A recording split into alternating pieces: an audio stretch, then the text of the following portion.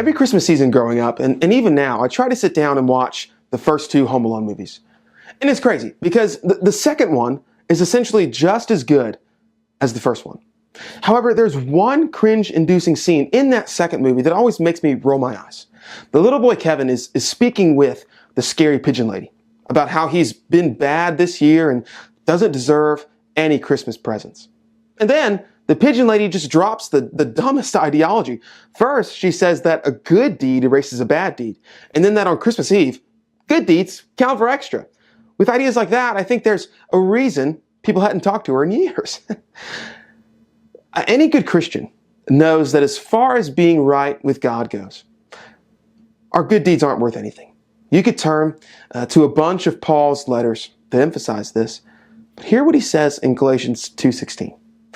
He says, knowing that a man is not justified by the works of the law, but by faith in Jesus Christ. Even we have believed in Christ Jesus, that we might be justified by faith in Christ and not by the works of the law.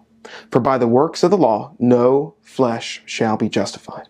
So, no, Kevin, you can't do good things right at the last minute to deserve your Christmas presents. On a bigger scale, however, Christians must constantly remind ourselves that we are not made right with God by works of the law, following the law of God. No, it's our faith in Christ alone that justifies us before God. We can't ever deserve the salvation we have received. It's been gifted to us. So, you Christians out there, remind yourselves that it's Christ alone who justifies you, not any good deeds you do. And for any unbelievers listening, stop running in this hamster wheel of trying to do more good than bad. It won't ever amount to anything apart from the perfect one who alone can justify and vindicate you.